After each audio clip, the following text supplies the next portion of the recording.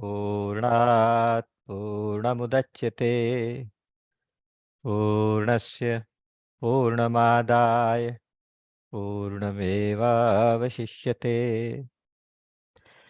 ॐ रामाय रामभद्राय रामचन्द्राय वेधसे रघुनाथाय नाथाय सीताय पतये नमः।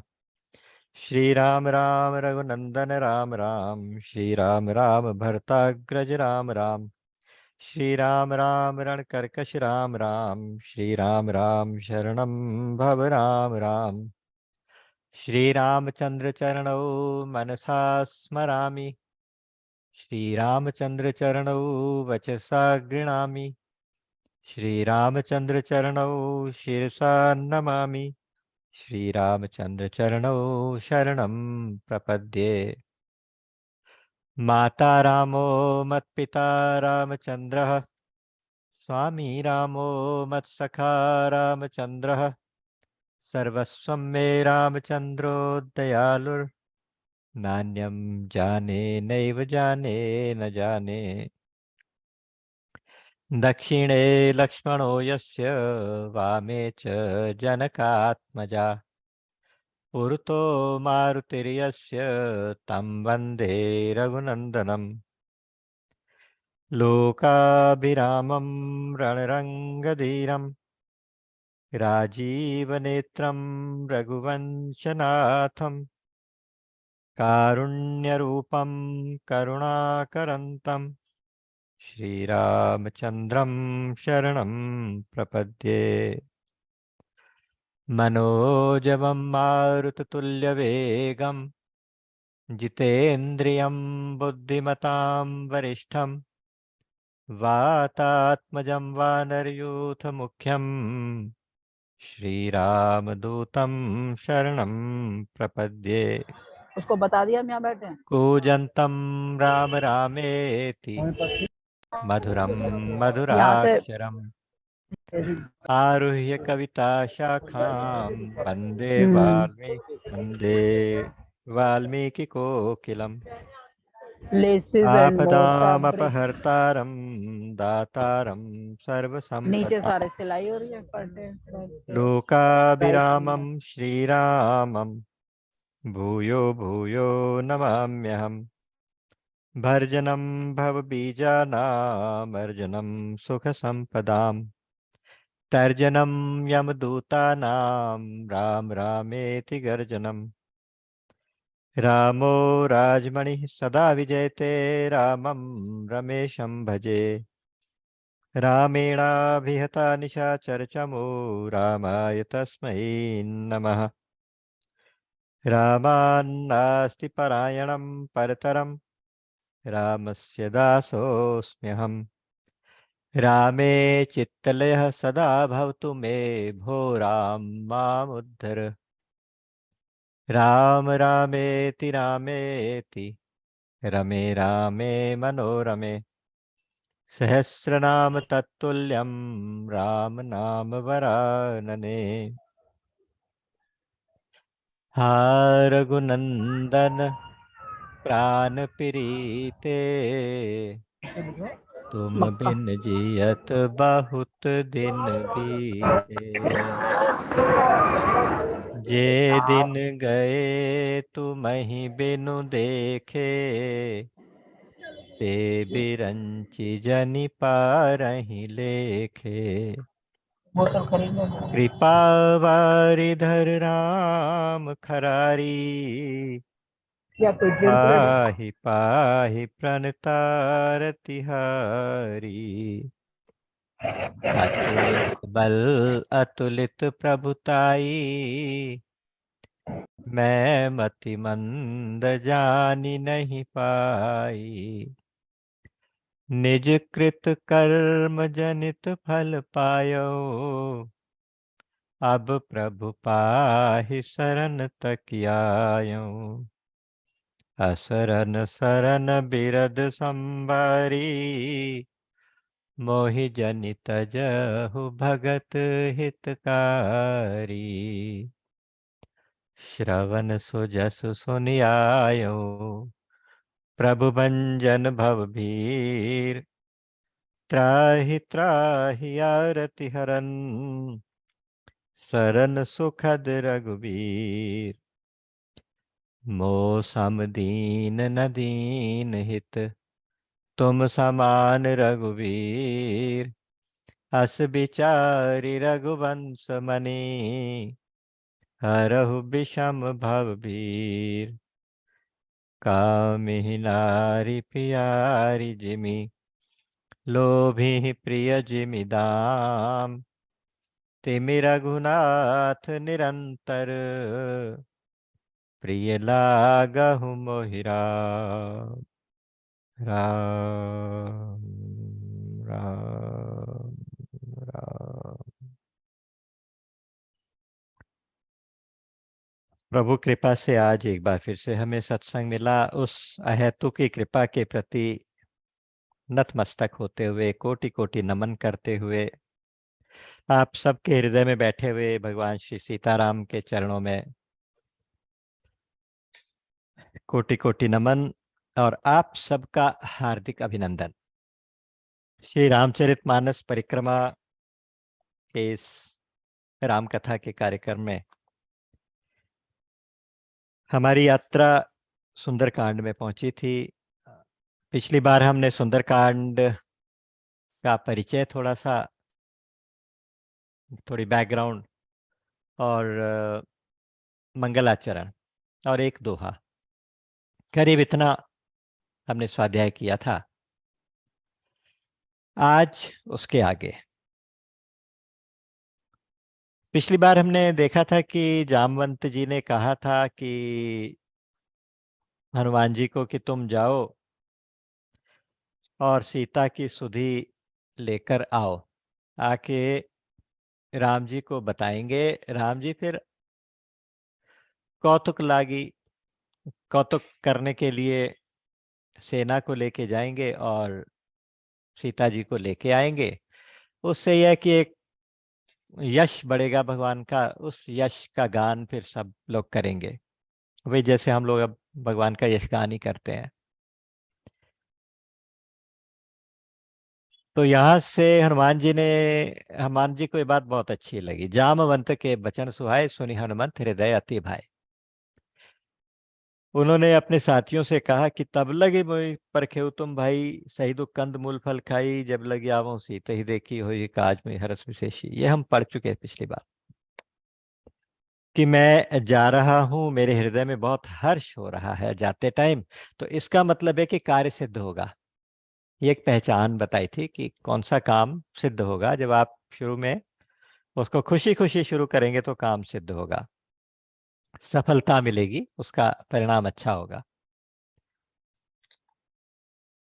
ये कह के सबको प्रणाम करके भगवान हनुमान जी ने एक पहाड़ के ऊपर खड़े होके बहुत जबरदस्त छलांग लगाई और उसके प्रेशर से वो पहाड़ पाताल में चला गया और हनुमान जी उड़ चले। उड़ते उड़ते वो समुद्र के ऊपर जा रहे थे। इतने ही में समुद्र देवता ने, उनके अंदर एक मैनाक नाम का पर्वत रहता है, उसको कहा कि हनुमान जी के पिता पवन देव से तुम्हारी मित्रता थी, उस मित्रता के कारण पवन देव ने तुम्हारी एक बार मदद की थी मुसीबत में। आज उनका पुत्र, उनका बेटा पवन सुत हनुमान एक बहुत टफ प्रोजेक्ट के लिए जा रहा है, तुम उसकी थोड़ी मदद करो, उसको थोड़ा सा स्वागत करो, उसको विश्राम दो रास्ते में।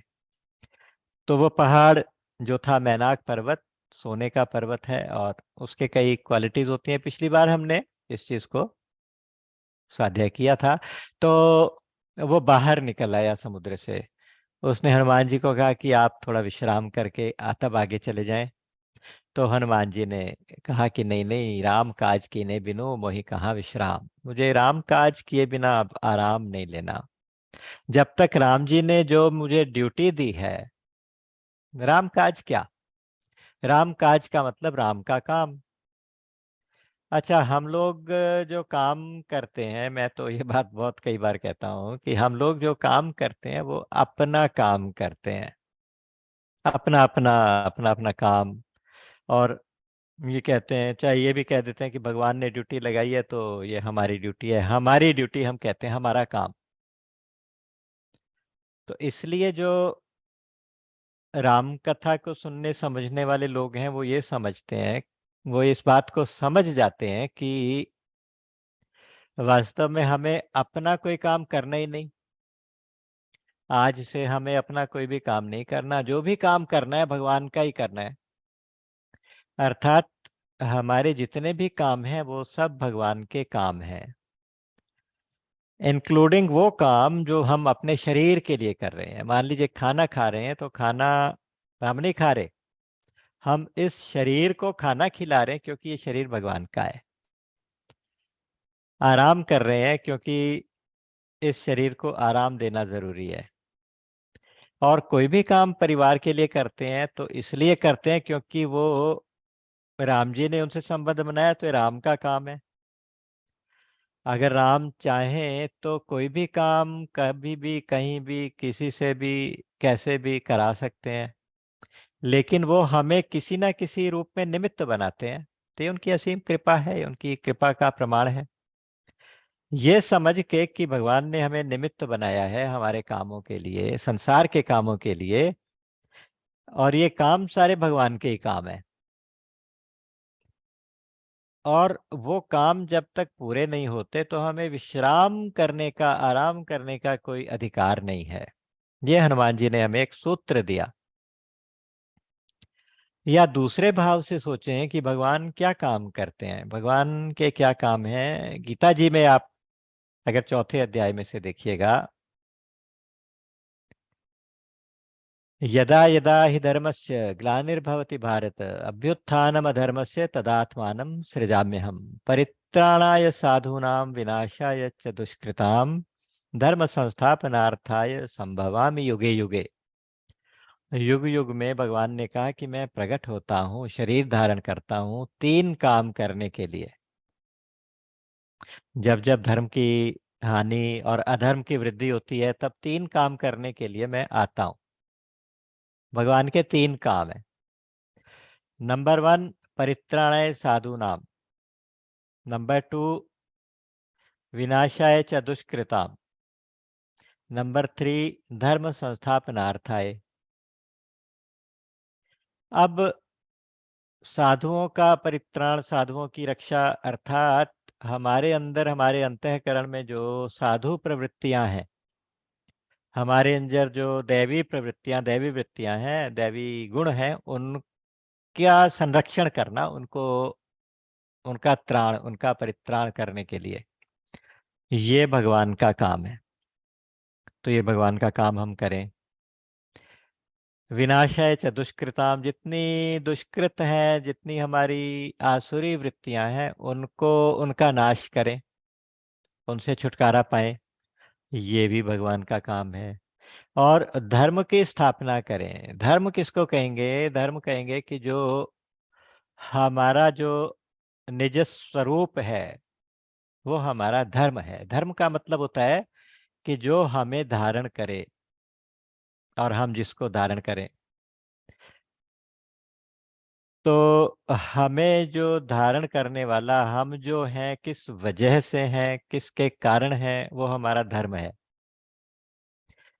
तो निज धर्म में स्थापित हो जाना, अपने स्वरूप में स्थित होना, अपने आप को पहचान लेना कि मैं कौन हूँ, ये भगवान का काम है। तो इन तीन कामों को करने से पहले हमें रुकने का, झुकने का, आराम करने का कोई अधिकार नहीं है। ये हनुमान जी ने हमें बताया। हनुमान ते परसा करपुनि कीन प्रणाम, राम काज कीने बिनु मोहि कहाँ विश्राम। तो राम काज किए बिना हमें विश्राम नहीं करना। अब इसके आगे कथा, आगे हम पिछली बार हमने यहाँ तक तो दर्शन किया था। आगे कहते हैं कि जात पवन सुदेवन रेखा जाने को बल बुद्धि विशेषा सुरसा नाम अहिन के माता पठिन आई कही ते बाता। आज सुरनमय दीन हारा सुनत बचन कह पवन कुमारा। राम काज कर फिर मैं आवो सीता के सुधि प्रभु सुनावो तब तब बदन पैठियों आई सत्य कहूँ मही जान दे भाई। एक सुरसा है, सुरसा सर्पों की माता है। सुरसा सर्पों की माता है। देवताओं ने देखा कि हनुमान जी काम करने जा रहे हैं, राम का काम करने, तो वो इस लायक हैं भी कि कर सकेंगे कि नहीं, उनकी परीक्षा लेने के लिए सुरसा को भेजा गया। सुरसा माता आ गई, एकदम आगे रास्ता रोक के खड़ी हो गई, बहुत बड़े विशाल रूप में, और बोली, आज तो बहुत मजा आ गया, आज तो मुझे देवताओं ने आहार दे दिया, अब तो मैं तुम्हें खाऊंगी। तो पवन कुमार जी कहते हैं हमारे हनुमान जी कि माता मुझे जाने दो, मैं राम के काम से जा रहा हूँ, अभी मुझे लंका में जाना है, वहां सीता की सुधि लेके वापस आना है। मैं आपको मना नहीं करता, अगर आप मुझे खाना ही चाहती हैं, आप इतनी ही भूखी हैं तो मुझे खा लेना, लेकिन पहले मुझे ये काम कर लेने दो। वो बोली कि ऐसा हो ही नहीं सकता, अब मेरे सामने कोई आ जाए और मेरे मुंह में प्रवेश ना करे, उसके बिना तो मैं किसी को जाने ही नहीं दे सकती, ऐसा हो ही नहीं सकता। तो काफी हनुमान जी ने समझाने की कोशिश की, वो नहीं मानी। तो उन्होंने कहा, अच्छा आज माता जी आप खाना ही चाहती हो तो खा लो, फिर क्या कर सकता हूँ। तो कहते हैं योजन भरते ही बदन पसारा, 1 योजन 4 कोस जितना बड़ा, मतलब निचला जबड़ा नीचे रहा होगा पानी के, और ऊपर दूसरा 4 कोस ऊपर तक, इतना बड़ा मुंह फाड़ दिया। तो हनुमान जी तो अष्ट सिद्धियों के स्वामी हैं, 8 सिद्धियां हनुमान जी में है। जब माँ जानकी का आशीर्वाद मिलेगा तो ये आशीर्वाद मिलेगा अष्ट सिद्धि 9 निधि के दाता। ये सिद्धियां आगे ट्रांसफर करने का अधिकार भी उनको दे दिया था बाद में। तो अभी उनके पास 8 सिद्धियां हैं। 8 सिद्धियों में क्या क्या होता है कि बहुत छोटे हो जाना, बहुत बड़े हो जाना, अणिमा लघिमा, बहुत भारी हो जाना, बहुत हल्के हो जाना, इस प्रकार से 8 सिद्धियां होती हैं। तो उन्होंने तुरंत, जैसे ही सुरसा ने 1 योजन का मुंह खोला तो वो 2 योजन का हो गए। सुरसा ने 4 योजन का खोल दिया, और बड़ी हो गई। हनुमान जी 8 योजन के हो गए, वो 16 की हो गई, तो हनुमान जी 32 के हो गए। सुरसा ने देखा कि ऐसे तो अब नहीं चलेगा, तो तुरंत सुरसा ने 100 योजन जितना मुंह फाड़ लिया, 100 योजन। और जितना समुद्र का पूरा साइज है, 100 योजन का समुद्र था ये, तो इतना ऊंचाई में 100 योजन तक मुंह फाड़ दिया सुरसा ने। हनुमान जी भी अब मन में विचार कर रहे हैं कि भाई अब इसका एंड तो है नहीं, मैं भी अब 200 योजन हो सकता हूँ, लेकिन क्या फायदा। तो चुपचाप उन्होंने इतनी स्पीड से अपना साइज छोटा कर दिया, अब की बार लघिमा का प्रयोग किया, इतने छोटे हो गए कि बिल्कुल स्मॉल होके बड़ी स्पीड के साथ, वायुपुत्र है ना, वायु की स्पीड से उनके मुख में घुसे, और अंदर से पूरा चक्कर लगा के उनके जबड़ों को टच करते हुए बाहर आ गए। आगे हाथ जोड़ के फिर खड़े हो गए, बोले कि माँ आपका प्रण पूरा हुआ, मैं आपके मुख में चला गया, आपके दांतों से लग के मैं बाहर आ गया, अब बताओ क्या करना है। तो एकदम सुरसा तो इतनी जल्दी अपना मुंह भी छोटा नहीं कर सकी, जितनी जल्दी हनुमान जी छोटे होके अंदर घुस के बाहर भी आ गए। ये देख के सुरसा बहुत प्रसन्न हुई, तो आशीर्वाद देने लगी, बोली कि आज सुरन जही लागी, मोहि सुरन जही लागी पठावा, बुद्धि बल मरम तोर मैं जा पावा। तुम्हारी बुद्धि और बल के का रहस्य मैं जान गई हूँ, मर्म मैं जान गई हूँ। मुझे देवताओं ने जिस काम के लिए भेजा था, तुम उस परीक्षा में सफल हुए पुत्र, अब तुम जाओ, और मेरा आशीर्वाद है कि तुम्हारा काम पूरा होगा। राम काज सब करिहु तुम बल बुद्धि निधान, आशीष दे गई सो हर्षि चले हनुमान। वो आशीष दे के, आशीर्वाद दे के चली गई कि तुम बल बुद्धि के निधान हो, तुम राम काज करके आओगे, जाओ मेरा आशीर्वाद। हनुमान जी और आगे बढ़े हैं। आगे जाते जाते रास्ते में एक समुद्र में एक राक्षसी रहती है। अच्छा, एक बार समुद्र किनारे घूमते घूमते सुग्रीव ने, हनुमान जी भी साथ में थे, सुग्रीव ने इसके बारे में बताया था हनुमान जी को कि भाई एक इस तरह की राक्षसी है जो समुद्र के अंदर, पानी के अंदर रहती है।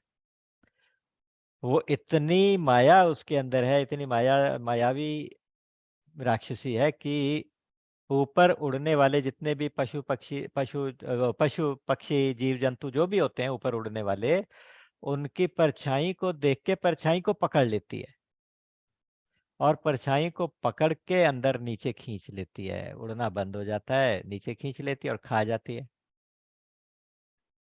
तो इससे बच के रहना। अब हनुमान जी को तो नहीं पता था कि अब इस काम के लिए ऐसे आना पड़ेगा, लेकिन आज सोचते जा रहे हैं कि वो रास्ते में ना मिल जाए, और ऐसा ही हुआ। वो कहते हैं कि जब उड़ते जा रहे थे तो उनकी परछाई जल के ऊपर पड़ रही थी। उस परछाई को सिंहिका ने, सिंहिका उसका नाम है, सिंहिका, ये एक्चुअली राहु की माता है। राहु जिसके कारण सूर्य और चंद्रमा के ऊपर छाया पड़ती है और उनको खींच लेता है वो, तो वही सिद्धि उससे थोड़ी ज़्यादा उनकी माता के पास है कि वो छाया को पकड़ के खींच लेती है। अब हनुमान जी ने देखा कि मेरा उड़ना बंद क्यों हो गया, देखा तो वही राक्षसी है। तो अब हनुमान जी ने इंतज़ार नहीं किया, तुरंत उन्होंने नीचे को पानी में डाइव लगाई और उसके साथ थोड़ी देर गुत्थम-गुत्था हुई, युद्ध हुआ, उसके अंदर घुस गए, मुख के अंदर घुस के और अंदर जाके बहुत बड़े हो गए और नाखूनों से उसका पेट फाड़ के और मुँह फाड़ के बाहर आ गए और सिंहिका का वध कर दिया। सिंहिका का उद्धार हनुमान जी ने कर दिया। अच्छा, ये सारी बाधाएँ जो हैं, ये सीता की खोज में आ रही हैं। अभी आगे एक और बाधा भी आएगी और वो बाधा क्या होगी? एक लंकिनी नाम की राक्षसी आएगी। वो लंका की पहरेदार बन के खड़ी हुई है। वो अंदर घुसने ही नहीं देती और इतनी स्ट्रॉन्ग सिक्योरिटी है कि मच्छर जितने छोटे हो जाओ तो भी पहचान लेती है। उसकी मर्ज़ी के बिना मच्छर भी अंदर नहीं घुस सकता। तो ये 3 तरह की जो बाधाएँ हैं, ये असल में समझने लायक हैं। पहली बाधा सुरसा है। पहली बाधा मैनाक था कि जो आकर्षण, सोने का आकर्षण, अर्थात विषयों का, विषय भोगों का, संसार का आकर्षण। माँ जानकी कौन है? जानकी जी भक्ति हैं। भक्ति के पास परम वैराग्य की छलांग लगी है, या ऐसा कहिए कि मन रूपी वानर, जो चंचल वानर है, उसने पूरी तैयारी के साथ देहाभिमान के सागर को लांघ के भक्ति की शरण में जाने की छलांग लगाई है और उस भक्ति को ज्ञान और वैराग्य के साथ मिलाना है। ज्ञान वैराग्य अकेले उदास हैं, उन्हें भक्ति से मिलना है। यानी राम लक्ष्मण से, राम जी से भक्ति को मिलाना है, तो ज्ञान से भक्ति को मिलाना। उसमें एक तो वही था कि संसार का आकर्षण आ गया, बाकी 3 बाधाएं आ रही हैं। कोई पानी में से निकल के आ रही है, कोई आसमान से आ रही है, कोई पृथ्वी पे आ रही है। जल, थल, नभ तीनों जगह से बाधाएं। यानी प्रकृति पूरी तरह से जांच परख के तब आपको भक्ति की शरण में जाने दे रही है। जल में से तो सिंहिका थी, जो अंदर से परछाई पकड़ रही है, और आसमान से सुरसा आई थी। पृथ्वी पे लंकिनी मिलेगी, आगे भी इसकी कथा जब पढ़ेंगे। सुरसा वास्तव में देखा जाए तो, अच्छा, ये तीनों क्या है? तीनों महिलाएं हैं, तीनों नारी रूप में आ रही हैं। और पीछे अरण्यकांड में कहा था कि नारी क्या है? नारी माया है। माया के 3 गुण, त्रिगुणात्मिका माया होती है ना, सत्वगुण, रजोगुण, तमोगुण। ये तीनों बाधा डालते हैं। भक्ति गुणातीत होती है, असली भक्ति त्रिगुणातीत होती है। तो इन तीनों गुणों से विजय पाना पड़ता है। अगर ऐसे माने तो सत्वगुणी जो बाधा थी वो सुरसा थी, देवों से आई थी, है ना? देवताओं ने भेजी थी तो सत्वगुणी माया हो गई। और ये जो राक्षसी पानी में रहती है ये तमोगुणी माया है। और सिंहिका जो है, वो जो लंकिनी है वो रजोगुणी माया है। तो उन्होंने तमोगुणी को तो तुरंत मारा, सत्वगुणी को बल बुद्धि से, अपने विवेक से मारा नहीं, लेकिन उनका आशीर्वाद पा लिया। और आगे जाके जो रजोगुणी के उसके ऊपर भी प्रहार करेंगे, प्रहार करके मारेंगे नहीं, उससे दोस्ती करेंगे, उसके साथ सत्संग करेंगे, लंकिनी के साथ। यानी रजोगुणी माया जो है वो हमें प्रवृत्ति में जो लगा रही है, संसार में जो लगाती है, वो रजोगुणी माया है। उसको समाप्त नहीं किया, उसको मारा नहीं, उसके साथ दोस्ती कर ली, उसके साथ उसको सत्संग में लगा दिया। सत्संग का सहारा लेकर रजोगुणी माया से भी आशीर्वाद पाया, आगे वो भी आशीर्वाद दे के छोड़ दिया। यानी संसार में रहते रहते तस्मात् सर्वेषु कालेषु माम अनुस्मर युध्य च, कि हर समय हर काल में भगवान कहते हैं कि तुम मुझे याद करते रहो और युद्ध भी करते रहो। यानी संसार के काम होते रहे, नाम जपते रहो, काम करते रहो, ये सूत्र बनाना है रजोगुणी माया के लिए। अच्छा, जो सत्वगुणी माया है उसको प्रणाम करना, उससे बच के निकल जाना। क्योंकि जब सत्वगुणी माया क्या करेगी, आपको सुख की आसक्ति में डालेगी, उससे जो सुख मिलेगा सत्वगुण से उसकी आसक्ति में डालेगी। अभिमान थोड़ा-सा आने का, सूक्ष्म अभिमान लेके आएगी। और तो उससे भी बच के रहना है, सत्वगुणी माया से भी बच के रहना है। और तमोगुणी को तो डायरेक्ट प्रहार करके मार ही डालना है। तमोगुणी माया में तो जाना ही नहीं, जो हमें निद्रा और आलस्य में लगाए। दूसरे भाव से आप देखिए क्या है कि जो सुरसा है, वो कामना का प्रतीक है, इच्छाओं का प्रतीक है। जब हम भक्ति मार्ग में चलते हैं तो ये एक बहुत बड़ी राक्षसी है जो हमें कामना, जो हमें आगे बढ़ने से रोकती है। कामना हमने क्यों कहा इसको? क्योंकि जितना उसका मुँह खुला है, आप उसके लिए पूरे हो जाओ तो वो उससे डबल हो जाती है, फिर उससे डबल हो जाती है, उससे डबल। उसका कोई अंत नहीं है, कामनाओं का कोई अंत नहीं है। कामना को पूरी करने से, है ना? कामना के लिए मान लीजिए कोई इच्छा हुई, कामना हुई, तो उसको पूरा करके आप निश्चिंत नहीं हो सकते। उसको पूरा करते ही वो और डबल मुँह खोल के खड़ी हो जाती है। तो वो सुख नहीं मिलता, कामनाओं की पूर्ति में सुख नहीं मिलता। अच्छा, एक बार ऐसे भाव आ रहा था कि कामना की पूर्ति में सुख क्यों नहीं मिलता? सुख तो मिलता है। आज हमारे मन में कोई इच्छा है कि हमें फलाँ चीज़ मिल जाए, जो मिलती है तो कितनी खुशी होती है, सुख तो मिलता ही है, कामना की पूर्ति में। तो लेकिन अगर आप गौर से इसको देखेंगे तो पता चलता है कि कामना को पूरा करने में सुख नहीं मिला, बल्कि एक कामना के नाश होने से सुख मिला। एक कामना थी कि मुझे ऐसी चीज़ मिल जाए और वो मिल गई, ये पोस्ट मिल जाए, ये आइटम मिल जाए, ये धन मिल जाए, ये मुद्रा मिल जाए, तो वो मिल गई, तो एक कामना समाप्त हुई, एक कामना समाप्त होने का सुख हुआ। उसके बाद उसके जैसी और 10 कामनाएँ और आ गई, अब दुःख हो गया दोबारा, वो सुख परमानेंट नहीं रहा, अब सुख समाप्त होके दुःख आ गया। अब आपने 10 कामनाओं को फिर पूरा किया, तो 10 कामनाएँ नाश हुई तो इस बार बहुत ज़्यादा सुख मिला। यानी जितनी कामनाओं का अंत होगा, उस कामना के अंत होने का सुख है, कामना के पूरा होने का सुख नहीं है। इसको बारीकी से समझना चाहिए। तो जब कामनाएं पूरी करते करते कहीं एंड नजर ना आए तो क्या करें।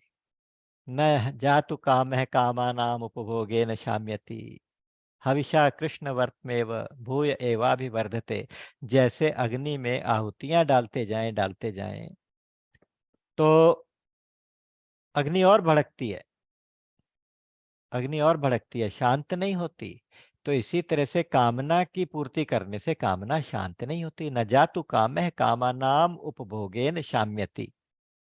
और हविषा कृष्ण वर्त में वो भूय एवाभिवर्धते, बढ़ती जाती है, बार बार बढ़ती जाती है अग्नि की तरह।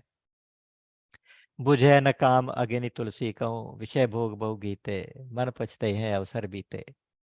एक बहुत सुंदर पद है विनय पत्रिका में। तो विषय भोग का घी डालते जाएंगे, कामना बढ़ती जाएगी, अग्नि की तरह बढ़ती जाएगी। तो उसको शांत करने का एक ही तरीका है कि छोटे हो जाओ, छोटे हो जाओ। बड़े हो के देख लिया कुछ ना बना तो हनुमान जी छोटे हो गए। तो यहाँ उन्होंने ये सूत्र दिया कि अपनी कामनाओं को शांत करते करते करते कोई एंड नहीं आएगा, कहीं एंड नहीं आएगा। तो आप क्या करो कि संतोष करके छोटे हो जाओ, अपनी कामनाएं सीमित कर लो। दूसरी जो सिंहिका है ये असल में ईर्ष्या का प्रतीक है। ईर्ष्या क्या करती है, वो परछाई को पकड़ती है। अच्छा, कोई ऊपर उड़ रहा है उसी को पकड़ती है। ऊपर उड़ने का मतलब, अगर कोई संसार में तरक्की कर रहा है तो हमें देख के अच्छा नहीं लगता, हम उसकी परछाई पकड़ के खींचना चाहते हैं। उससे कोई मतलब नहीं होता है। कई बार क्या होता है कि उससे कोई मतलब वास्ता नहीं है, फिर भी कोई आगे बढ़ रहा है तो अंदर से एक जलन सी हो जाती है। तो फिर हम उसको तो कुछ नहीं कर पाते, उसकी परछाइयों को पकड़ते हैं। परछाई पकड़ने का मतलब होता है कि उसके अंदर कुछ थोड़ी बहुत कमियां ढूंढते हैं। परछाई मतलब कालिक, कालिक मतलब कालापन, मतलब परछाई मतलब कोई ना कोई शॉर्ट कमिंग, कोई ना कोई उसके अंदर अगर अवगुण हो या ऐसी कोई बात हो तो हम झूठा सच्चा वो ढूंढ के ना उसको पकड़ते हैं, और उसको पकड़ के फिर उसको खींचना चाहते हैं नीचे। हम सब केकड़ों की तरह, केकड़े की आपने सुनी है, एक बहुत सुंदर, ये मतलब प्रैक्टिकल उदाहरण है। जो मछुआरे समुद्र में मछलियां पकड़ते हैं तो वो केकड़े भी पकड़ते हैं, है ना। उन केकड़ों को वो एक ड्रम में डालते जाते हैं, जिंदा केकड़े ड्रम के अंदर डालते जाते हैं। एक ऊंचा सा ड्रम होता है, उसके ऊपर ढक्कन नहीं लगाते। तो किसी ने पूछा कि ढक्कन क्यों नहीं लगाते, तो बोले कि तुम खुद ही देख लो। उसने देखा कि ड्रम के अंदर बहुत सारे केकड़े हैं, और वो सब बाहर निकलना चाहते हैं। तो उसमें कोई एक केकड़ा रेंग रेंग के दीवार के सारे सारे, ड्रम की वॉल के सारे सारे ऊपर उठना चाहता है। तो पीछे से दूसरा आके उसकी पूंछ पकड़ के लटक जाता है, तो दोनों नीचे गिर जाते हैं। फिर एक और कोई उठने की कोशिश करता है, पर तीसरा उसको पकड़ लेता है। ये केकड़ों की आदत होती है। कुछ ऐसी ही आदत हम लोगों के अंदर होती है कि खुद तो उठ नहीं सकते, दूसरे की पूंछ पकड़ के, दूसरे की परछाई पकड़ के ईर्ष्यावश नीचे खींचने की कोशिश करते हैं।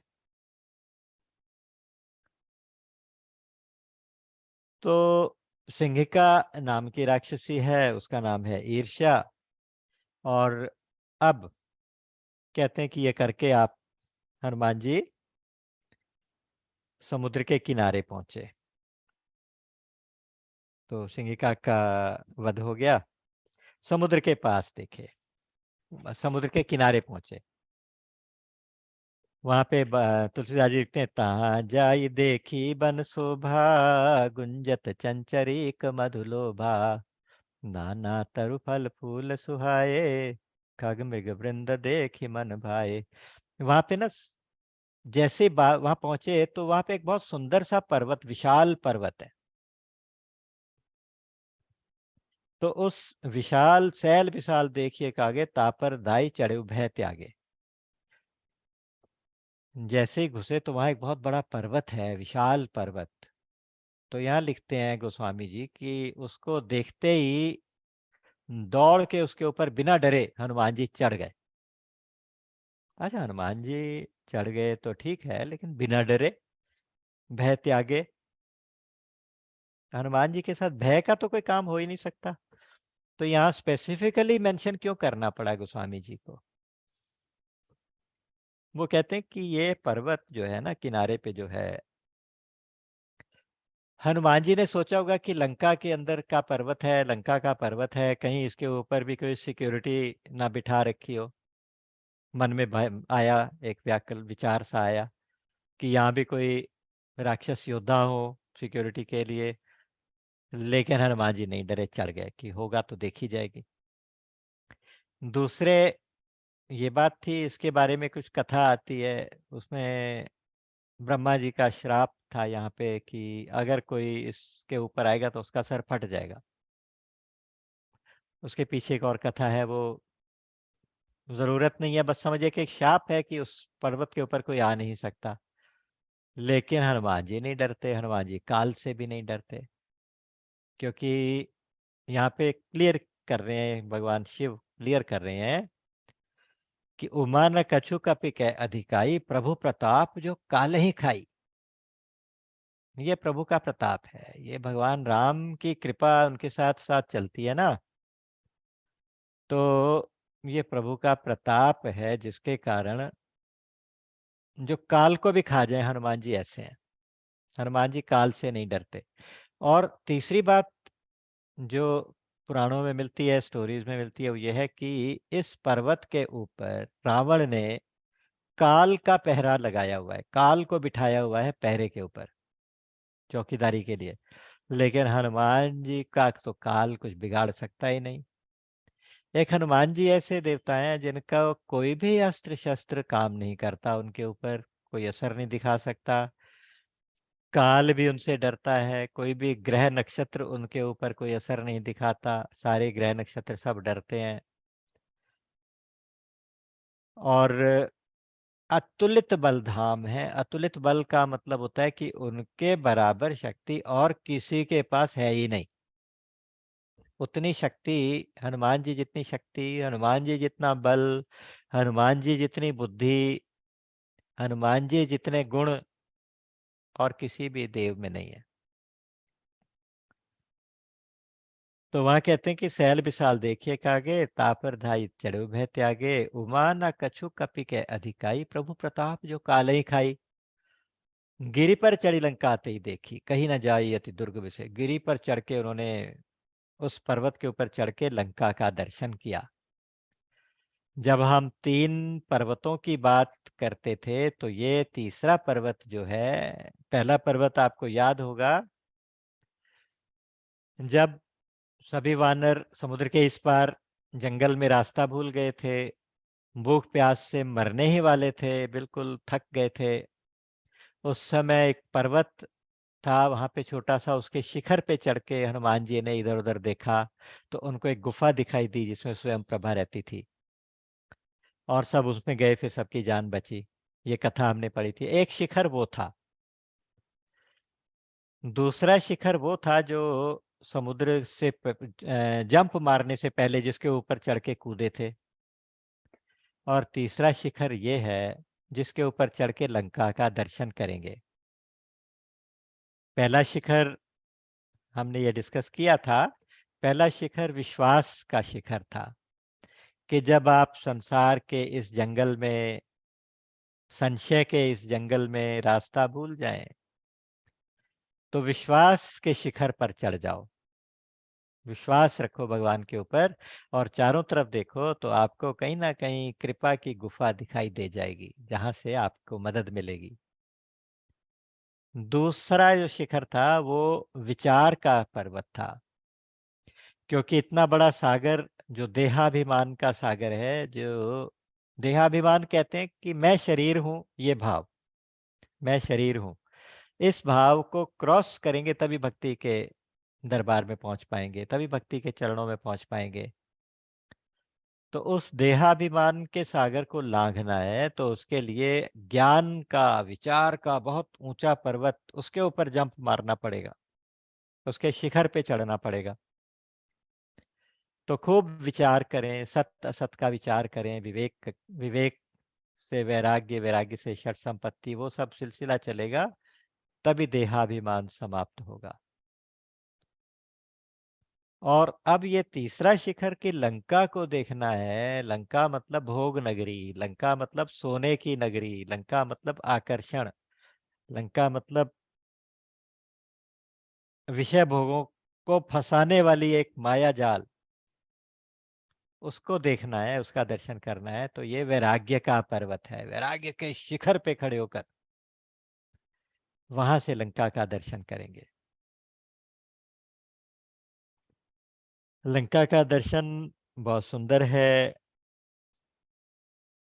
फिर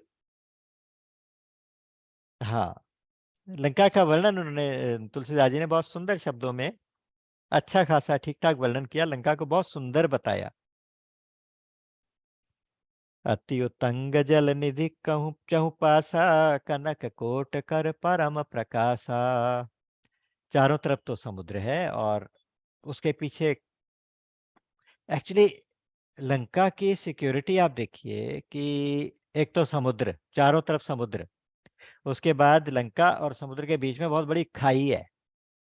उस खाई में पुल बने हैं, अगर उन पुलों को हटा दिया जाए तो सुरक्षित हो जाती है लंका, वहां तक कोई पहुंच नहीं सकता। उसके बाद फिर वन है, वहां पे वन है, पर्वत हैं, वो सारे क्रॉस करके तब अंदर आप प्रवेश करेंगे तो वहां बहुत बड़ा किला है। इतना बड़ा किला कि वो, उसमें इतने बड़े योद्धा, सारे योद्धाओं ने रक्षा के लिए योद्धा लगाए हुए हैं। और जैसे हमारे आ, आजकल आप कह लीजिए कि जो बिल्कुल स्पेसिफिक प्रोटेक्शन किसी को देना हो तो हम कहते हैं कि हमारे ब्लैक कैट कमांडोज के ये है, फौज है। कोई कहता है हमारे सील कमांडोज हैं, स्पेशल ट्रेनिंग वाले। ऐसे रावण के पास किंकर थे, किंकर योद्धा। उन किंकरों को स्पेशल ट्रेनिंग होती थी, एक एक किंकर 10-10 हजार बड़े बड़े योद्धाओं को संभाल लेता था। ऐसे लाखों किंकरों की फौज थी रावण के पास। उन सबको उसने लंका की सिक्योरिटी के लिए लगाया हुआ था। लंका बहुत सुरक्षित दुर्ग है, जिसमें हनुमान जी आज प्रवेश करने जा रहे हैं। आप कल्पना कीजिए कि ये कोई साधारण सुरक्षा नहीं है, कई लेयर्स की सुरक्षा है। पर्वत के ऊपर चढ़ के क्या देखे, कनक कोट विचित्र मणिकृत सुंदरा यतना घना। चौहट्ट हट्ट सुभट्ट बीथी, चारुपुर बहुविधि बना। गज बाजी खच्चर निकर पदचर, रथ बरूथ निको गने। बहुरूप निशिचर यूथ, यति बल सेन बरनत नहीं बने। बन बाग उपवन बाटिका, सरकूप बापी सोहहीं। नर नाग सुर गंधर्व कन्या, रूप मुनि मन मोहि। कहूँ माल देह विशाल शैल समान, यति बल गर्जहीं। नाना अखार निबिरहि, बहुविधि एक एकन तरजहीं। करि जतन भट कोटिन बिकट तन, नगर चहु दिसि रचहीं। कहूँ महिष मानुष धेनु खर, अज खल निशाचर बचहीं। एहि लागी तुलसीदास इनकी कथा, कछु एक है कही। रघुबीर सर तीरथ शरीर, निप्या पाई त्यागी गति पैहि सही। वो कहते हैं कि वो इतना सुंदर है, अवर्णनीय है, उसका वर्णन नहीं किया जा सकता। इतना सुरक्षित, इतना सुंदर किला, उसकी सोने की तो चार दीवारी है, उसके ऊपर बहुमूल्य हीरे मोती और मणिमाणिक जटित हैं, सारे इतने सारे सुंदर सुंदर मणियां लगी हैं।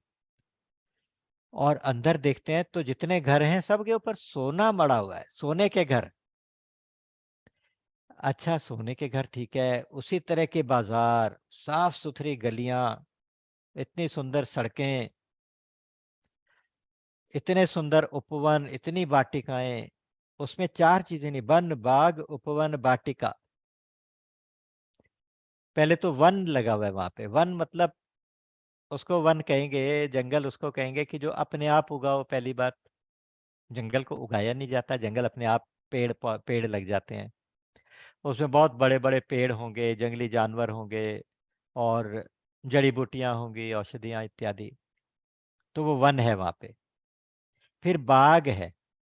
बाग का मतलब हुआ कि जो लगाया जाए खुद इंटेंशनली, जिसमें फलों के पेड़ ज़्यादा लगाए जाएँ और थोड़े बहुत छाया के फलों के पेड़ लगाए जाएँ। तो उसको कहेंगे बाग। कहते हैं आम का बाग है, अमरूद का बाग है, नाशपाती का बाग, ऐसे बाग। एक उपवन होते हैं। उपवन रिक्रिएशनल होते हैं। रिक्रिएशनल मतलब जैसे आजकल आप देखते हैं बहुत सुंदर डेकोरेटिव से सुंदर-सुंदर अ, पार्क बनाए जाते हैं। पार्क्स के अंदर विश्राम करने की जगह बनी होंगी जगह-जगह, घास लगी होगी, लॉन्स लगे होंगे, वॉकिंग ट्रैक बना होगा और सुंदर-सुंदर फूल लगे होंगे। तो ये उपवन हो गया। वाटिका उसको कहेंगे कि जो चारदीवारी के अंदर होगी और उसके अंदर वाटर बॉडीज भी होंगी, फूल-पौधे भी होंगे, बैठने की जगह भी होगी और कहीं-कहीं छोटी-मोटी स्ट्रक्चर भी बनी होगी, तो इस तरह से वो वाटिका। वो सब कुछ वहाँ पे हनुमान जी देख रहे हैं कि वन, बाग, उपवन, वाटिका और देखो वहाँ पे कुएँ भी हैं, उसमें तालाब भी हैं, वेल मेंटेन्ड तालाब, वेल मेंटेन्ड कुएँ।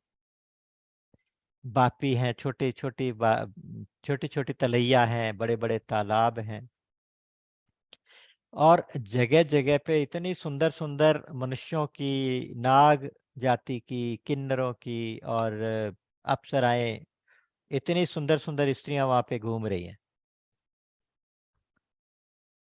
और इतनी सुंदर है कि वो मुनियों के मन को भी मोह ले। अब लंका में मुनि कहाँ से आएगा? मुनि तो है ही नहीं। तो किसी ने कल्पना की कि भई हनुमान जी अब आए हैं तो हनुमान मुनि हैं, तो हनुमान जी को बहुत अच्छी लग रही हैं वो सारी। और केवल इतना ही नहीं, वहाँ पे बड़े-बड़े मल्ल हैं, बड़े-बड़े योद्धा, अखाड़े बने हुए हैं, अखाड़ों में उनके मल्ल आपस में ज़ोर आज़माइश कर रहे हैं, कुश्तियाँ कर रहे हैं, एक-दूसरे को ललकार के, अट्टहास करके ज़ोर-ज़ोर से और प्रैक्टिस यानी जैसे हम लोग वॉर प्रैक्टिस करते हैं आजकल, तो उसी तरह से वहाँ पे वॉर एक्सरसाइज़, वहाँ पे उनकी वॉर एक्सरसाइज़ेज़ हो रही हैं, योद्धाओं की आपस में कुश्तियाँ और अखाड़े हो रहे हैं। और दूसरी जगह देखते हैं तो कई भैंसे, गधे, घोड़े इनको मार-मार के गाय इन सबको मार-मार के राक्षस लोग खा रहे हैं। बस मारते हैं, कच्चा ऐसे खा जाते हैं। तो देख के उनको बहुत बुरा लगा। उन्होंने देख लिया कि लंका की संस्कृति में ना तो शुद्ध खान-पान होगा नंबर 1 और दूसरा केवल पावर और सुंदर स्त्रियाँ इनको इम्पोर्टेंस दी जाएगी। तो आज के युग में भी जहाँ-जहाँ ये 3 चीज़ें दिखाई दे जाएँ, तो समझना ये लंका की संस्कृति है। ये शुद्ध नहीं, ये लंका की तमोगुणी और रजोगुणी संस्कृति है। तो हनुमान जी एक निष्पक्ष रूप से ऊपर से देख रहे हैं और सोच रहे हैं कि इसमें कैसे प्रवेश किया जाए। उन देखा कि चप्पे-चप्पे पे सिक्योरिटी है, चप्पे-चप्पे पे योद्धा लगे हैं। पुर रखवारे देखी बहु कपिमन कीन विचार, अति लघु रूप धरो निसी नगर करो पैसार। पहली बात तो दिन में तो घुसना संभव नहीं है, ठीक नहीं है। संभव तो सब है, हनुमान जी के लिए सब संभव है। लेकिन वो सीधे ही घुसते ही एकदम कन्फ्रंटेशन नहीं चाहते। वो नहीं चाहते कि सामने जाऊँ और मुझे कोई ललकारे और फिर सर्वनाश शुरू हो जाए। जो काम दिया है वो रह जाए पीछे। तो क्या है वो सोच रहे हैं कि मैं पहले काम अपना पूरा करूँ फिर इन सबको देखूँगा। तो इतने सारे रखवाले देख के विचार कर रहे हैं कि एक तो रात में जाया जाए, सुबह नहीं और दूसरा इस रूप में मैं नहीं जा सकता। जिस रूप में जंप मार के आए थे, बहुत विशाल रूप है। इतने विशाल रूप से पर्वत के ऊपर खड़े होके देख रहे हैं, उनको किसी ने नहीं देखा, ये बड़ी मज़ेदार बात। तो अति लघु रूप धरो, निसी कर नगर करो पैसार। बहुत छोटा रूप धारण करके मैं रात के समय नगर में प्रवेश करूँगा। ये उन्होंने अपना विचार किया। और हनुमान जी बिना विचारे कुछ नहीं करते, बिना वो सब चीजों से पहले विचार जरूर करते हैं। आप ध्यान दीजिएगा, हनुमान सब जगह विचार करेंगे, जहां जहां भी होगा ना, अभी अलग अलग प्रसंग आएंगे देखिएगा, पहले विचार करते हैं फिर काम करते हैं। क्योंकि बिना विचारे जो करे सो पाछे पछताए, काम बिगाड़े आपनो जग में होत हंसाए। गिरधर कविराय ने कुंडलियां लिखी थी, तो उसमें एक कुंडली इसमें ऐसा होता है, बिना विचारे जो करे सो पाछे पछताए। तो बिना विचारे तो वो कुछ भी नहीं करते। या ये भी हो सकता है कि जब शूर्पणखा का प्रसंग हुआ था, खरदूषण का वध हो गया, रावण सावधान हो गया, तो उसने तब शायद सुरक्षा बढ़ा दी हो। अब तो इस समय जो सुरक्षा है वो चाक चौबंद जिसको कहते हैं ना, बिल्कुल अलर्ट हैं सब लोग। तो बस ये विचार करके, मसक समान रूप कपिधरी, लंक ही चले सुमिरि नरहरि। नाम लंकिनी एक निश्चरी, सो कह चले सिमोर निंदरी। जाने सी नहीं मरम सठ मोरा, मोर हार लंक कर चोरा। मुठिका एक महाकपि हनी, रुधिर व मत ढरनी धनमनी। इंटरेस्टिंग चीज क्या है कि यहाँ हनुमान जी ने मसक समान रूप धारण किया। मसक कहते हैं, मस्क कहते हैं, छोटा मच्छर को मसक कहते हैं। मसकहि करहि बिरंचि सम, अजहि मसकते हीन। मसक मतलब मच्छर, कि भगवान राम क्या करते हैं कि मच्छर को ब्रह्मा बना सकते हैं, ब्रह्मा को मच्छर बना सकते हैं। दूसरा, मसक का मतलब बिल्ली भी होता है, एक बिल्ली के साइज के हो गए हो, ये भी हो सकता है। बिल्ली नहीं हो गए या मच्छर नहीं हो गए, मसक समान उसके साइज के बराबर हो गए। और अब डाउट ये होता है कि उनकी फिर मुद्रिका तो मुंह में डाली हुई थी, मुद्रिका कहाँ गई होगी? जब वो छोटे हो गए मच्छर जितने, मुद्रिका तो उनसे बड़ी रही होगी, मुद्रिका को कहाँ रखा होगा? इस तरह के प्रश्न बहुत आते हैं। तो भाई ये राम जी की मुद्रिका है, राम जी की मुद्रिका जैसे दिव्य माल्याम्बरधरम, दिव्य गंधानुलेपनम। भगवान के जितने भी आभूषण हैं वो दिव्य हैं, भगवान के पास जितनी भी चीजें हैं वो दिव्य हैं। तो मुद्रिका भी दिव्य है। जिस तरह से हनुमान जी में छोटा बड़ा होने की ताकत है, ऐसे मुद्रिका भी छोटी बड़ी हो सकती है, इसमें कोई डाउट वाली बात नहीं होनी चाहिए। तो वो भी उसके प्रपोर्शन में मुद्रिका भी छोटी हो गई होगी, रही होगी मुंह में ही। दूसरा ये कहते हैं कि मसक का मतलब शायद बिल्ली रहा हो, बिल्ली के साइज के हो गए हो, तो तब तो मुद्रिका मुंह में रह भी सकती है। या फिर कहते हैं कि जो यह सत्संग की महिमा है, बड़े गहे बड़ होत है, जो वामन भुजदंड। दोहावली का एक दोहा है, बड़े गहे बड़ होत है, जो वामन कर दंड। बहुत सुंदर सूत्रात्मक दोहा है। अगर कोई बड़ा हमें पकड़ ले, उसके पकड़ने से हम बड़े हो जाएंगे। हैं, बड़े गहे बड़ होते हैं, बड़े के पकड़ने से, यानी किसी सिद्ध पुरुष की शरण में जाएं तो सिद्ध हो जाएं। यानी ये संग का असर है कि अगर आप सत्संग में बैठे तो आप अपने आप बड़े हो जाएंगे। उदाहरण के लिए कहते हैं कि जब वामन अवतार हुआ था भगवान का, तो छोटे से थे वामन, बौना बन के आए थे, और 3 कदम पृथ्वी मांगी थी बलि बलि से। उनके हाथ में जो एक हाथ में दंड था, जो ब्रह्मचारी के हाथ में डंडा होता है छोटा सा, और एक हाथ में छाता था। तो अब उस दंड का क्या हुआ होगा जब वो इतने बड़े हो गए कि पूरे त्रिलोकी को नाप लिया एक कदम से। उनका जिनका एक स्टेप इतना बड़ा, तो उनका अपना साइज कितना बड़ा रहा होगा। तो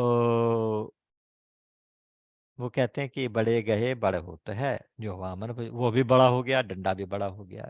क्योंकि उन्हें भगवान ने पकड़ा था, तो डंडा भी दिव्य हो गया। श्री प्रभु के संग सो बड़्यो, ब्रह्म गयो ब्रह्मांड। अखिल अखिल ब्रह्मांड तक वो डंडा चला गया। उसी तरह से जब हनुमान जी छोटे हुए तो मुद्रिका भी छोटी हो गई, हो सकता है। अच्छा, यहाँ पे खास तौर से लिखते हैं, लंका चले सुमेरी नरहरि। नरहरि को सुमिरन करके चले। नरहरि कौन है? वो हरि जो नर रूप में, राम रूप में आए हैं, यानी भगवान का सुमिरन, भगवान राम का सुमिरन करके चले। ये तो सबसे ज्यादा अच्छा अर्थ लगता है मुझे। बाकी लोगों ने तो बहुत सारे अर्थ किए। किसी ने कहा कि यहाँ नृसिंह भगवान को, नरहरि मतलब नृसिंह, क्योंकि जो अवतार गिने जाते हैं तो वामन नरहरि, नरहरि कहते हैं, नृसिंह को नरहरि, नृसिंह। और कोई कहता है कि नृसिंह अवतार को याद करके गए, भगवान के नृसिंह रूप को। कोई कहते हैं कि सब नर और हरि, यानी नर मतलब भगवान राम जो नर रूप में है, और हरि मतलब वानर जो सुग्रीव, तो सुग्रीव को और राम जी को याद करके चले। फिर कई लोग कहते हैं कि यहाँ गुप्त रूप से गुप्त तुलसीदास जी ने अपने गुरु का नाम डाल दिया। गुरु जी का नाम था नरहरयानंद जी महाराज, स्वामी श्री नरहरयानंद। नरहरयानंद जी को उन्होंने नरहरि लिखा होगा, अपने गुरु को बीच में उन्होंने गुप्त रूप से गुरु जी का नाम डाल के कि गुरु का सुमिरन करके चलेंगे तो सारे काम सिद्ध होंगे। तो कहते हैं कि हनुमान जी अंदर गए और वहां आते ही सामने नाम लंकिनी एक निश्री सो क्या चले सिमोरी निंदरी। सामने एक लंकिनी नाम की राक्षसी खड़ी है, वो कहती है कि ठहर जाओ, तुम मेरे को मेरा निरादर करके कैसे अंदर जा सकते हो, कौन हो तुम? इतनी आप कल्पना कीजिए कि कितनी सुरक्षा रही होगी कि एक राक्षसी पहरे पे खड़ी है गेट के ऊपर, एंट्री पॉइंट पे, और उसकी कितनी बड़ी राक्षसी है वो, भयंकर। ये उसके आगे मच्छर से भी छोटे होके निकलने की कोशिश कर रहे थे तो पकड़े गए। जाने से नहीं मरम सठ मोरा, मोरहार जहां लगी चोरा, लंक कर चोरा। दोनों दोनों पाठ आते हैं, जहां लगी चोरा या लंक कर चोरा, दोनों आते हैं। तो तुम कौन हो, मेरे निरादर करके कैसे जा रहे हो? निरादर मतलब मेरे से बिना परमिशन के तुम अंदर कैसे जा सकते हो? बिना परमिशन के जाना मना है। और सुनो, जितने भी लंका में चोरी चोरी घुसने वाले लोग हैं, जितने भी लंका के चोर हैं, सब मेरा आहार बनते हैं, सबको मैं खा जाती हूँ, तो सावधान। हनुमान जी एकदम से बड़े हो गए। अब तो पकड़े तो गए, अब तो पहले वाले रूप में बड़े हो गए। और अब नारी के ऊपर हाथ भी नहीं उठाना चाहते थे, लेकिन चैलेंज कर रही है, राम के काम को रोक रही है, रास्ते में बाधा बन के खड़ी है। तो उन्होंने बाएं हाथ से हल्का घूंसा उसको मारा। नहीं तो ऐसा नहीं हो सकता कि हनुमान जी घूंसा मारे दिल से और कोई, अगर किसी के प्राण भी बचे तो कम से कम मूर्छित तो होगा। ये लंकिनी मूर्छित भी नहीं हुई। उसमें लिखा है कि रुधिर वमत धरनी ढनमनी, अपने मुंह से खून की उल्टियां करती हुई वो नीचे गिर पड़ी। हनुमान जी आके फिर निकलने लगे पास में से तो उठ के बैठ गई, हाथ जोड़ के, हाथ जोड़ के बैठ गई। पुनि संभारी उठी सोलंका, जोरी पानी करी बिनय सशंका। अब प्रार्थना करने लगी है, एकदम से उसकी भाषा बदल गई। वो कहती है कि मैं आपको पहचान गई हूँ, आपने मुझे अपना परिचय नहीं दिया, लेकिन आपने जो मुझे घूंसा मारा उसके स्पर्श से मेरा बुद्धि के दरवाजे खुल गए। लंकिनी क्या है कि उसके सिर पे माथे के ऊपर घूंसा मारा, क्योंकि बुद्धि को सीधा करना था। बुद्धि में इतना भ्रम था उसको कि मैं लंका में छुपे हुए सारे चोरों को खा जाती हूँ। सबसे बड़ा चोर तो वहां महल में बैठा हुआ है। हनुमान जी मन में विचार कर रहे होंगे कि सबसे बड़ा चोर जो सीता जी को चुरा के लाया वो तो अंदर बैठा है, और तुम कहती हो मैं सारे चोरों को खा जाती हूँ। तो सबसे पहले उस चोर को तो पकड़। अच्छा, लंकिनी है कौन? इसके बारे में ज्यादातर विद्वान यही मानते हैं कि ये लंकिनी स्वयं लंका है। लंका नगरी एक नारी का रूप, एक राक्षसी का रूप धारण करके अपना पहरा आप देती है। अपनी सुरक्षा के लिए आप द्वार के ऊपर खड़ी रहती है।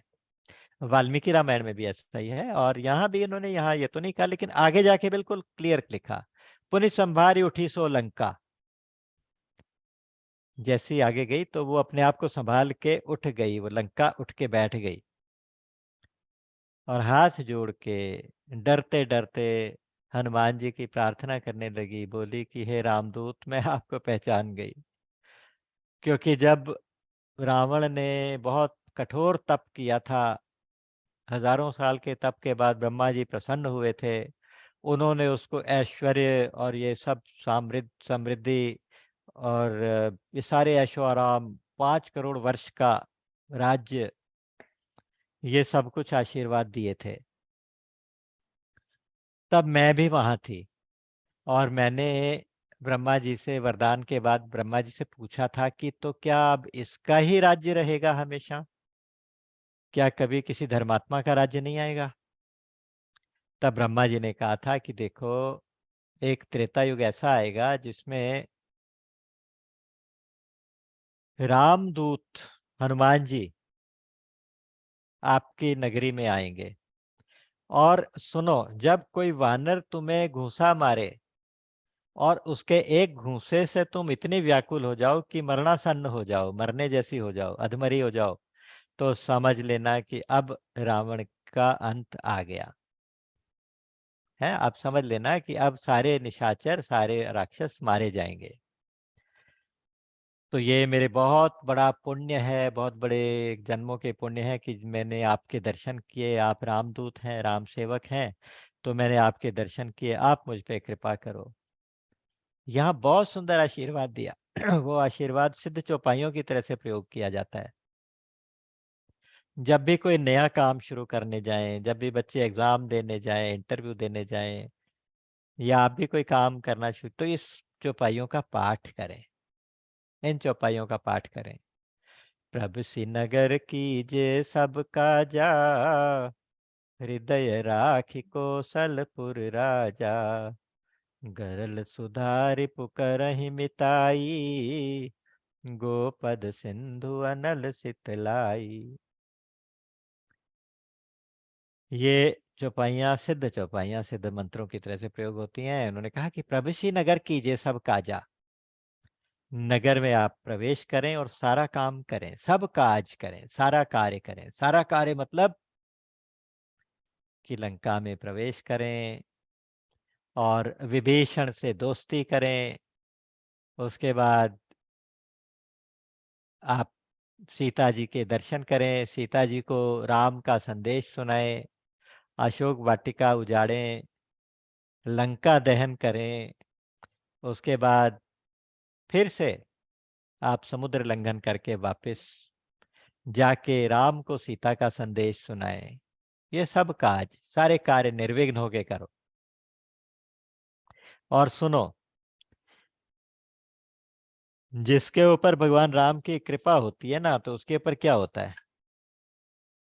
4 बातें, 4-5 बातें की हैं। उन्होंने कहा कि बस केवल ये ध्यान रखना है कि अपने राम को हृदय में रख के चलो, अपने राम को भूलो नहीं। सारे काम करते करते नगर में प्रवेश करो, सारे काम करो। अच्छा, किसी ने ये बड़ा सुंदर भाव दिया। उसने कहा कि देखो, मैं लंका नगरी हूं और आपके एक घूंसे से मैं अधमरी हो गई हूं, अब मेरा अंत तो आ ही गया। तो आप कृपा करके मेरे अंतिम कार्य जो है, सारे काम वो आप करके जाना, अर्थात मेरा जो दाह संस्कार है वो भी करके ही जाना। तो लंका नगरी कह रही है कि मेरा दाह संस्कार करके जाना। एक तरह से उन्होंने हिंट दिया कि आप लंका दहन करके जाना। और इंटरेस्टिंग चीज वहां पे क्या कहती है, तात स्वर्ग अप वर्ग सुख तरिय धैर्य तुला एक अंग, तूल न ताहि सकल मिली जो सुख लव सत्संग। आपके साथ जो मेरा ये सत्संग हुआ है, ये अलौकिक सत्संग है। अब बताइए, घूंसा लगा, खून की उल्टी आई, ये सत्संग हो गया, ये भी सत्संग हो गया। क्योंकि उनको पता है कि रामदूत हैं, राम सेवक हैं, इनका स्पर्श मिला, स्पर्श का जो सुख मिला, स्पर्श से जो सत्संग हुआ, जब द्रव्य दीन दयाल राघव साधु संगत पाइए, जब भगवान कृपा करते हैं तभी ऐसी साधु संगत, तभी ऐसा सत्संग मिलता है। और ये दरस परस समागम आदिक पाप राशि नसाइए। अब आज लंका के पाप समाप्त हो गए, क्यों? कि उन्हें दर्शन भी हुआ संत का, और स्पर्श भी मिला, दरस परस, और समागम भी मिला, बातचीत भी हो रही है।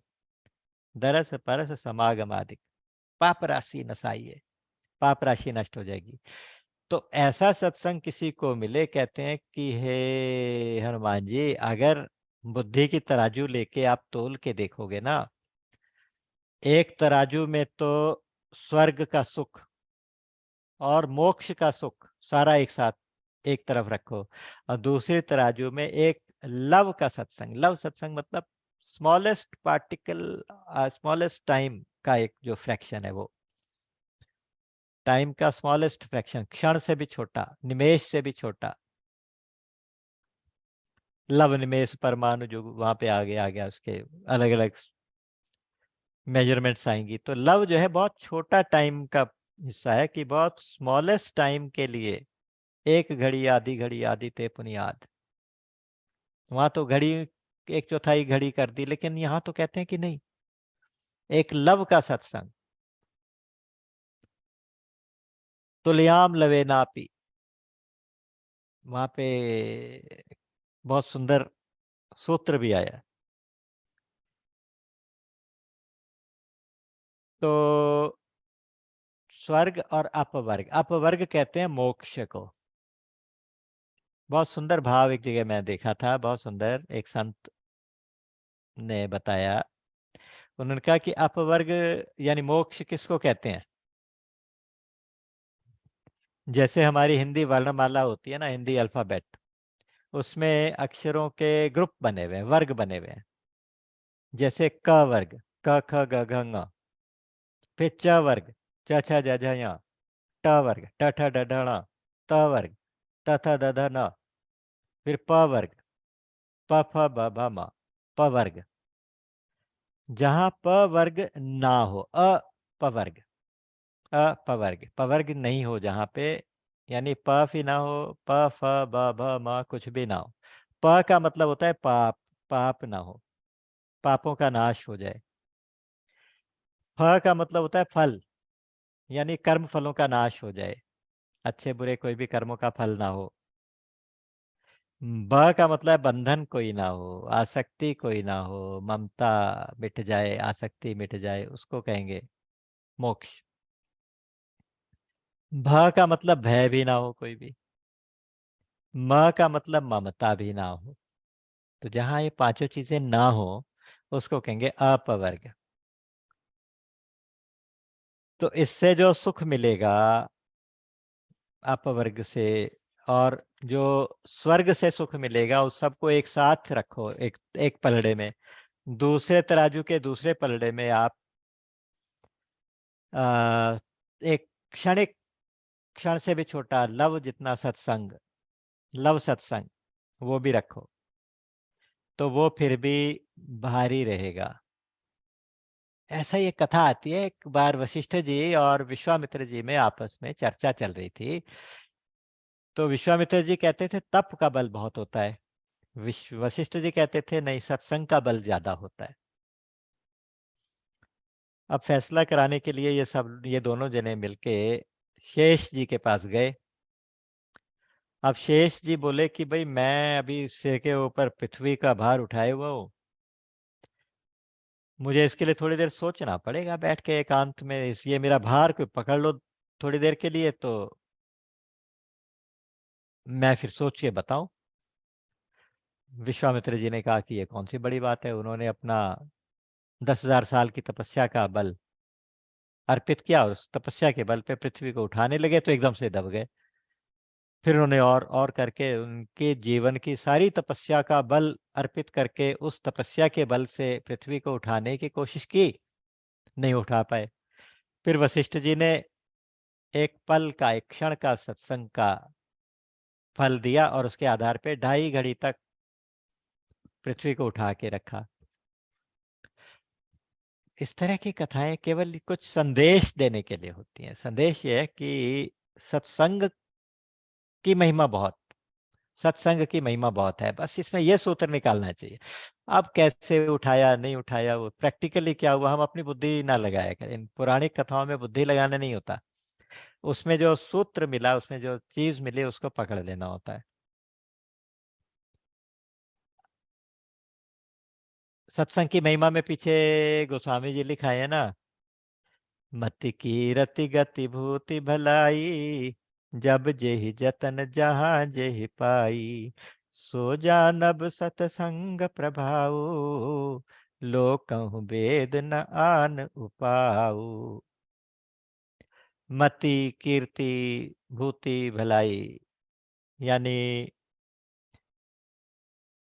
सद्बुद्धि मिली किसी को भी, कहीं भी, जब जेहि जतन जहाँ जेहि पाई, इतने सारे शब्द यूज किए कि किसी भी काल में किसी भी व्यक्ति ने कैसे भी किसी भी साधन से अगर किसी भी तरह की सदगति पाई, सन्मति, सुबुद्धि पाई, सुबुद्धि पाई, कीर्ति पाई, ऐश्वर्य पाया या कल्याण पाया, ये 5 चीजें जिस जिसको कभी भी कहीं भी कैसे भी मिली, तो केवल सत्संग से मिली।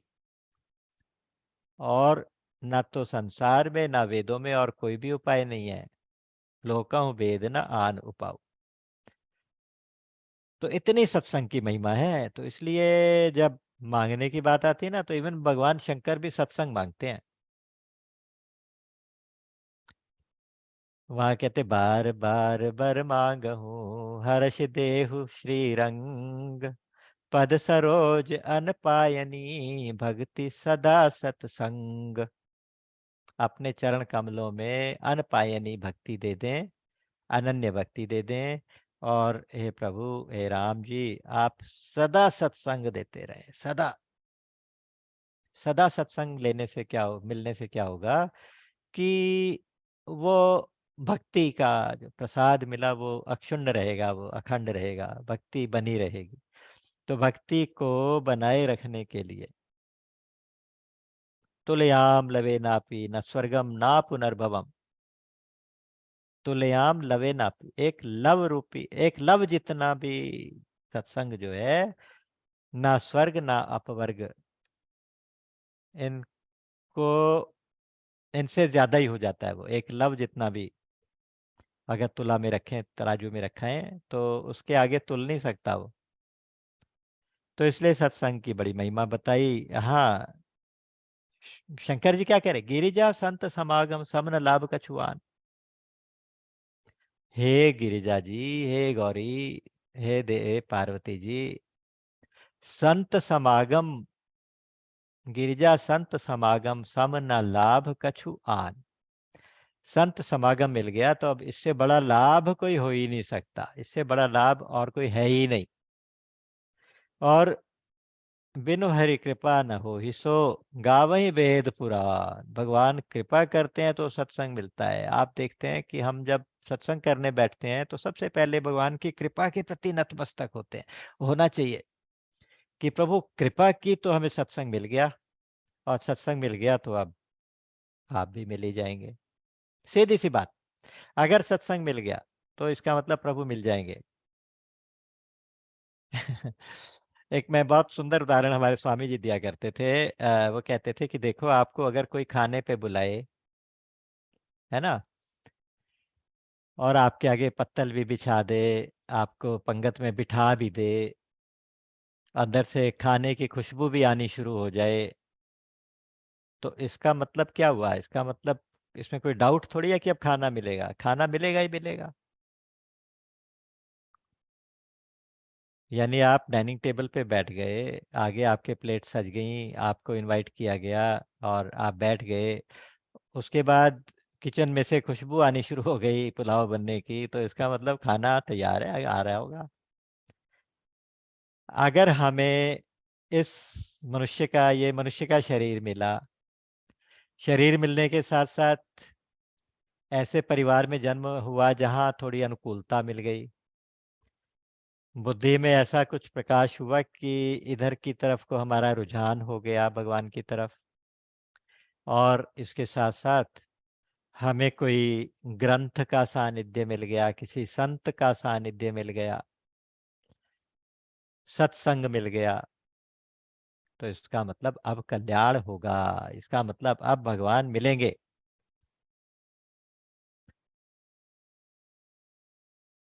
गरुड़ जी ने लास्ट में कहा कि आज धन्य मैं धन्य अति यद्यपि सब विधिहीन, निज जन जानी राम मोहि संत समागम दीन।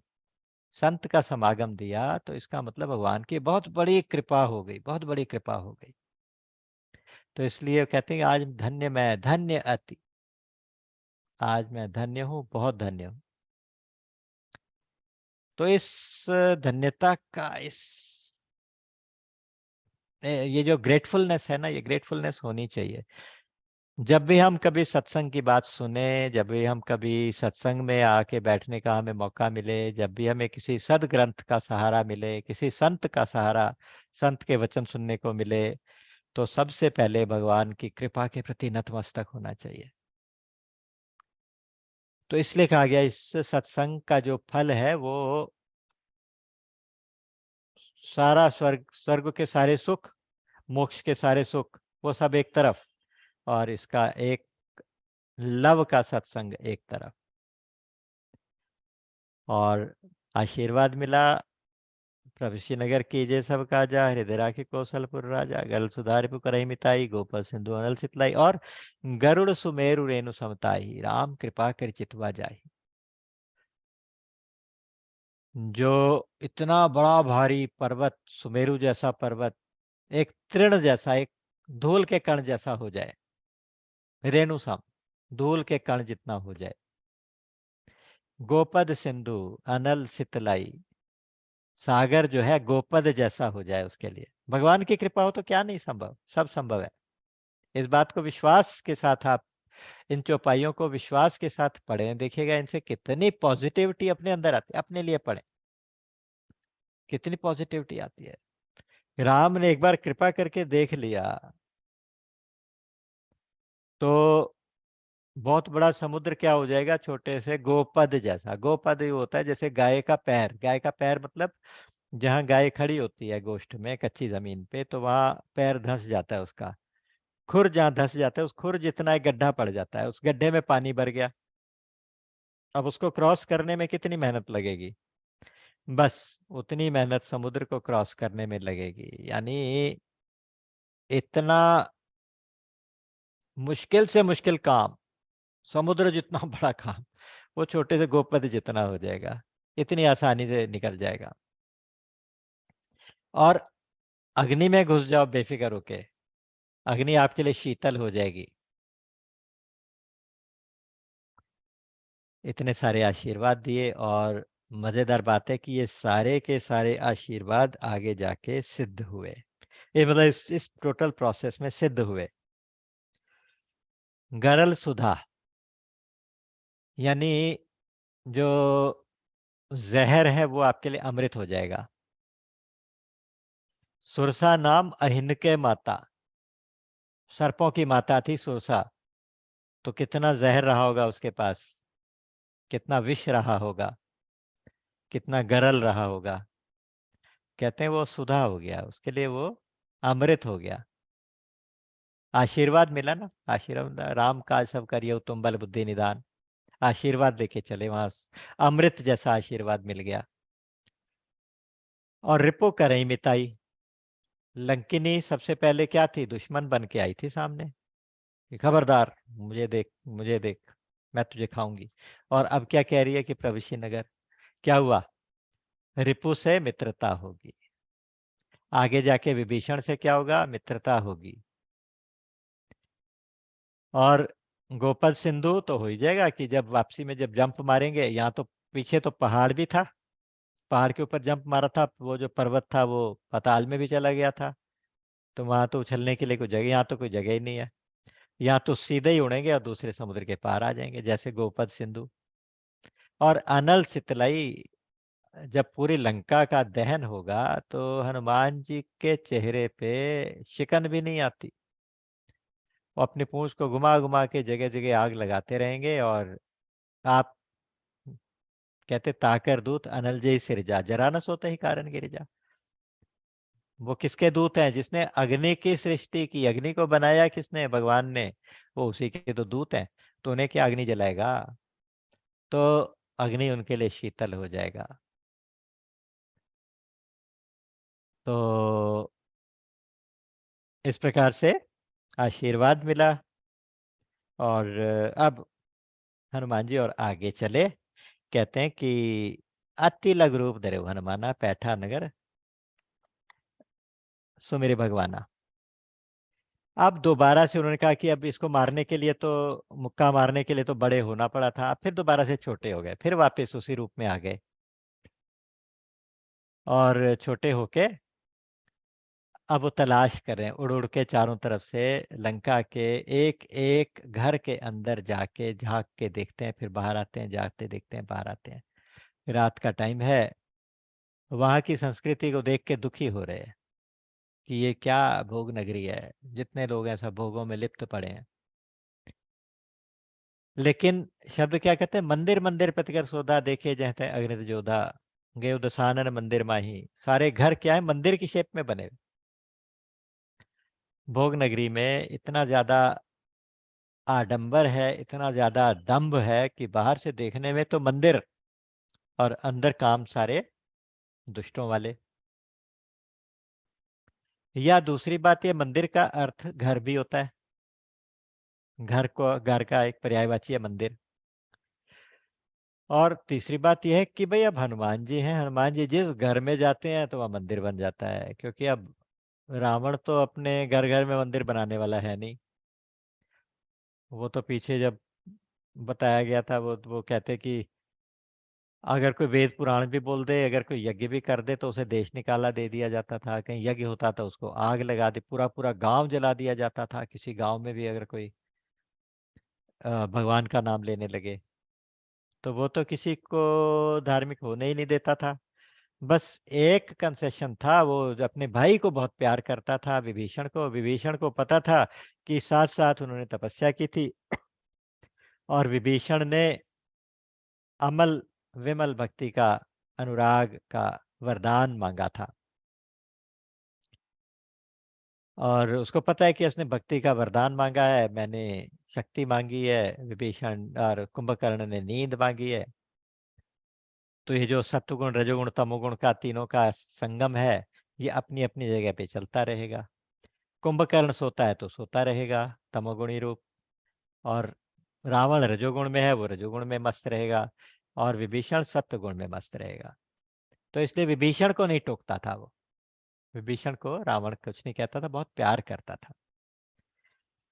तो कहते हैं कि गेहूं दसानन मंदिर माही, अति विचित्र कही जात सुनाई। वर्णन ही नहीं किया जा सकता, इतना विचित्र है वो रावण का जो मंदिर है, रावण का जो घर है। उसको रावण को सोते हुए देखा।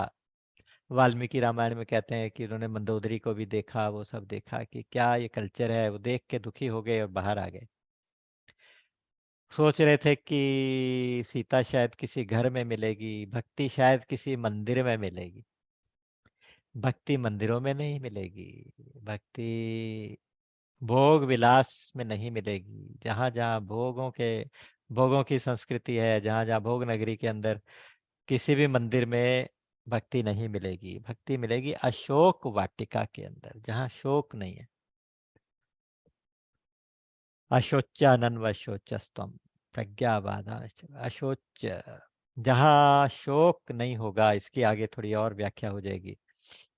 तो जहाँ शोक नहीं होगा, कहाँ शोक नहीं होगा? जहाँ पे अपनी पहचान होगी, जहाँ सत्य और असत का विवेक होगा, वहाँ शोक नहीं रहेगा। जहाँ भगवान के प्रति शरणागति होगी, वहाँ शोक नहीं रहेगा। जहाँ शोक नहीं रहेगा, वहाँ भक्ति मिलेगी, वहाँ भक्ति रहेगी।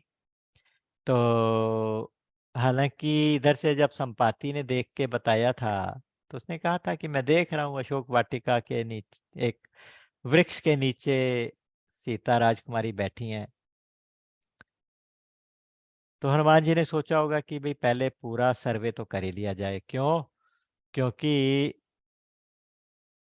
सर्वे करके एक तो बाकी डिटेल्स पता करनी थी कि कहाँ-कहाँ हथियारों के भंडार हैं, कहाँ-कहाँ पे सिक्योरिटी है, कितने योद्धा हैं, कितना क्या है, वो सारा वो डाटा कलेक्ट कर रहे हैं।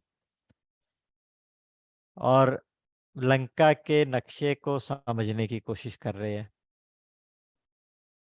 जैसे कोई ड्रोन उड़ा दे और सारा का सारा मैपिंग कर ले, ऐसे हनुमान जी खुद उड़ के सारी मैपिंग कर रहे हैं। और दूसरी बात उन्होंने ये शायद सोचा हो कि भई उस समय जब संपाति ने देखा था तब तो पेड़ के नीचे बैठे थी, अब रात को भी पेड़ के नीचे थोड़ी ना बैठी रहती होंगी, रात को शायद उनके लिए कोई अलग से कोई मंदिर बनाया होगा। तो वहाँ मंदिर कहीं में किसी भी मंदिर में वैदेही मिली नहीं। और दशानन का मंदिर भी देखा, दशानन का घर भी देखा, विचित्र था, लेकिन वहाँ भी वैदेही नहीं मिली। अब सोच रहे क्या करें? इतने ही में देखते हैं कि भवन एक पुनि दीख सुहावा, हरि मंदिर तहाँ भिन्न बनावा, राम आयुध अंकित गृह, शोभा बरनि न जाई, नव तुलसिका वृंद तहाँ देखे रस कपिराई। देखते हैं कि एक अलग से भवन है, अलग से एक महल है, अलग से एक महल है, उसमें महल के साथ एक मंदिर अलग बनाया हुआ है, एक जगह अलग बनाई, कि मंदिर की जगह अलग बनाई है। और उस महल के बाहर, उस घर के बाहर, भवन के बाहर भगवान के आयुध यानी तीर कमान बना हुआ है, धनुष बाण, भगवान राम का धनुष बाण बना हुआ है, राम का नाम लिखा है। और राम का नाम भी लिखा है, धनुष बाण भी बना है। यहाँ ये कैसे लंका में? लंका निशिचर निकर निवासा, यहाँ कहाँ सज्जन कर वासा? लंका तो राक्षसों की नगरी में देख के अभी सारा आया हूं, यहाँ एक सज्जन कैसे रह रहा है? ये कौन होगा? सज्जन का वास कैसे हो सकता है यहाँ पे? मन में विचार कर रहे हैं, कहते हैं मनमोहु तर्क करे कपि लागा, ते ही समय विभीषण जागा। वे विभीषण का मंदिर था, विभीषण का घर था। और वहां पे वो उसी समय विभीषण की नींद खुल गई, रात्रि का अंतिम प्रहर था। तो जो साधक लोग होते हैं अंतिम प्रहर रहते उठ जाते हैं। और उठते ही विभीषण जी क्या बोलते हैं? राम राम राम। ये देख के तो हनुमान जी गदगद हो गए, कमाल हो गया ये तो। पहले तो सोचा होगा कि शायद कोई माया तो नहीं है, लेकिन ये माया तो नहीं होती। अगर राम का नाम कोई लंका में रह के ले रहा है, रामायुध बना के बैठा है, बाहर तुलसी के पौधे लगे हुए हैं इतने सारे, और तो इसका मतलब यहाँ कोई सज्जन रहता है, कोई साधु रहता है। तो एक सूत्र दिया यहाँ पे, साधु ते हो ही ना कारज हानि, साधु से कोई काम की हानि, काम का नुकसान नहीं होगा। तो मैं ऐसा हट कर यूं पहचानी, मैं इसके साथ जाके जान पहचान करता हूँ, क्योंकि साधु से काम बिगड़ेगा तो नहीं, कम से कम ये तो पक्का है। तो इसलिए आज विभीषण के पास हनुमान जी प्रवेश करेंगे। यहाँ सूत्र एक ये है कि जब जीव जागता है, कब जागता है? पीछे लक्ष्मण गीता के अंदर कहा गया था कि जानिए तबहि जीव जग जागा, जब सब विषय विलास विरागा।